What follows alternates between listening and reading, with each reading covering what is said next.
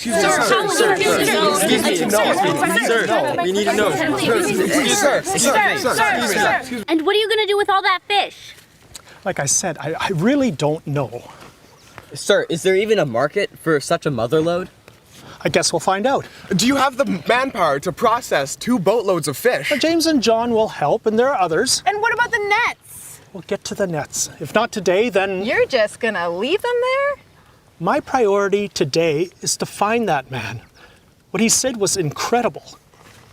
So, excuse me. Sir, but the fish are gonna rot. This isn't about the fish.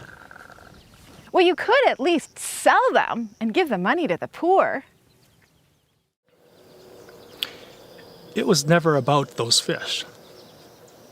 If he could make 2 tons of mushed surface from the deep at midday, everything about that's impossible. I'm sure he could preserve and distribute them if he wanted. That wasn't the point. It wasn't about the fish. It was about the fishing. And although I've known fishing all my life, scavenging the shallows in the pitch of night or dragging a trammel net that I stitched myself,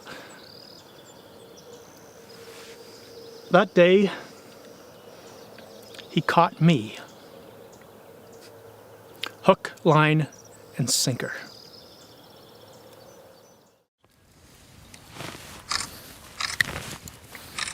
No, I really don't know what he was fishing for out in the deep. Because you normally don't go out there. No, there's no fish out there. So you went because he... He asked. At midday, when the boats are at dock. And I'm normally in bed? Yeah, I know it didn't make any sense. So, tell me, what does a Nazarene know about fishing? Nothing. He's never been out on the lake. So you went because he... He asked. That makes no sense. After your shift, after no success all night. And I was tired. I know, but he asked. So tell me, what was he fishing for?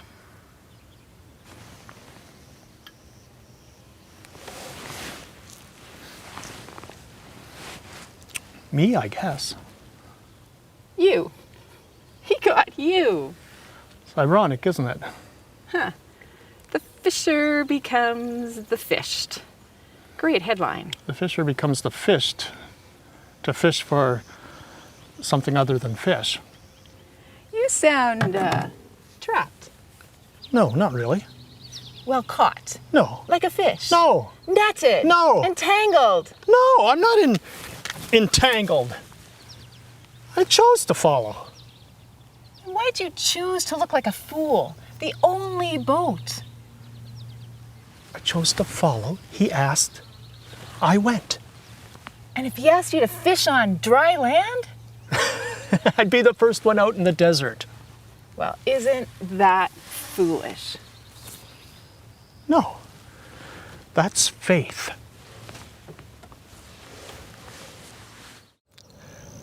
I know I'm fishing in deep water, chasing after a carpenter who happens to heal diseases and rebuke demons, Joseph's kid from Nazareth. I've asked myself 1,000,000 times, is this for real? Yet, honestly, I don't feel trapped. I kind of trust him. Heck, if he said jump, I'd probably jump. I just don't want to live in fear. I know too many fearful people who've never learned to trust. Oh, sure, they appear strong behind their convictions and dogmas and doctrine, but have they ever really asked the deep questions? He took me out into the deep, and I had questions. And he said to me, Peter, you know that there's no real satisfaction in shallow living.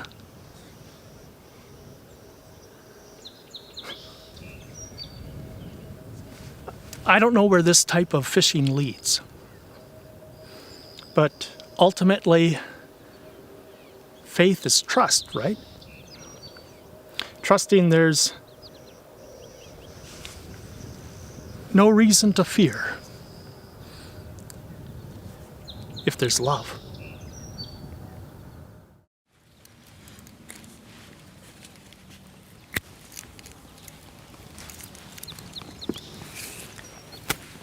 You don't really look the part of, a rabbinic disciple.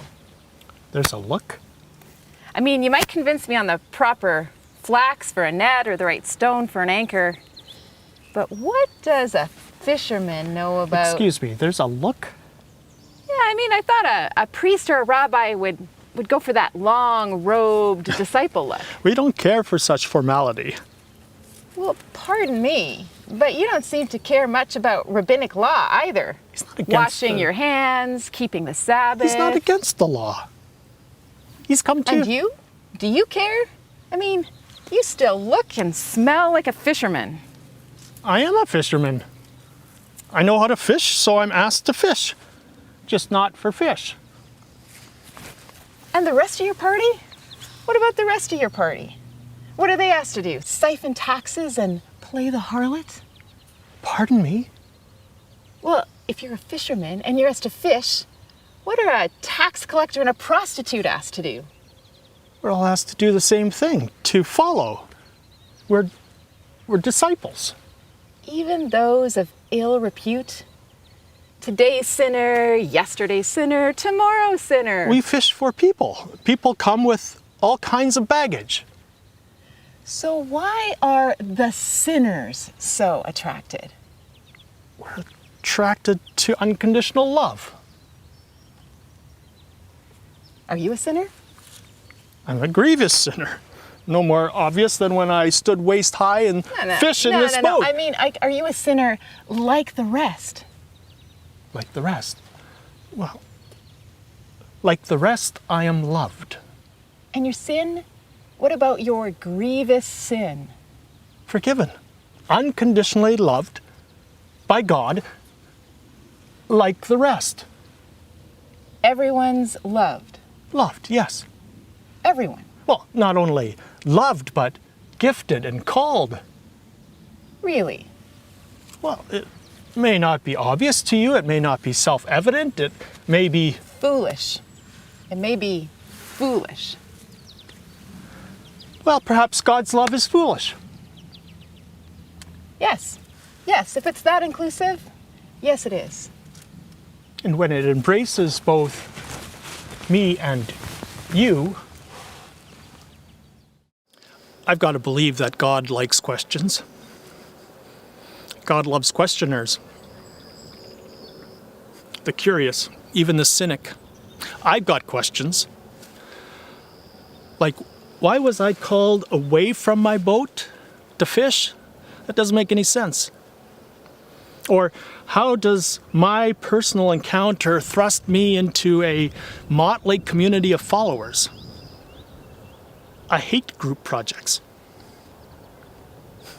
Yet, his unconventional dryland fishing nets, Pharisees and Samaritans and political activists and women and lepers and healed demoniacs and, I mean, you name it.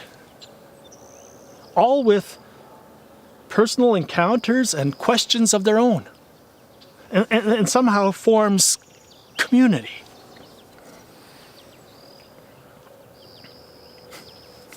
Where I thought there was no fish, there was a lot of fish. Many more than any one boat could hold. So it really is about the fish. I mean, not the rotting carcasses on that fateful day, and not about the mush you used to catch, but... Yeah, you're right. It is about us, about the fish, and about the motley community we're becoming. Like a school of fish, you might say. Yeah, school of fish, nice. Yeah, I mean, we're learning. We're learning it's about us, and it's not about us at all. What do you mean? Well, fish are called the fish, right? So it's about the fish, and it is about the fishing. The fish and the fished. The fish and the fished who fish. The fish and the fish who who fish fish for fish. Yeah, exactly. Honestly, it's about both the fish and the fishing. Because it's certainly about the fish. Or why else did he ask me, Peter, do you love me? Inviting love after my denial and violence. So it's definitely about the fish. He still catches me. But it's also about the fishing. Or why else did he call me to fish for disciples? Inviting discipleship after my defiance and doubt. So it's definitely about the fishing also, because he still calls me. Catches and calls you too, I imagine.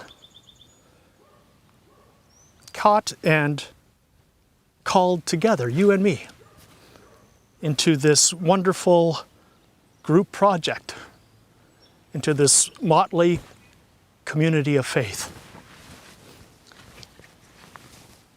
Will you join us? So get in the boat, it's a fine way to float on the deep sea of life that surrounds you. All together you'll go through rough seas, you will row with Jesus, the captain beside you. Let Jesus be captain beside you.